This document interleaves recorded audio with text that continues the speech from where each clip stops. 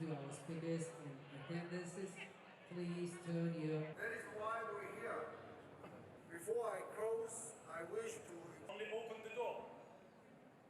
None of you, the guests. Well, first of all, I must thank again His Excellency. Uzbekistan sits in the heart of the corridor of Asia and Europe.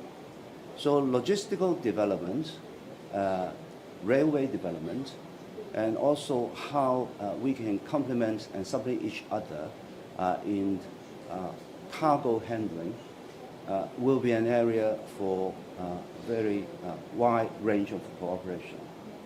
And technology, I think, is also an important area because technology is the future of, I think, different parts of the world. Without technology, we will all fall behind. So IT cooperation will be an area we'll focus on.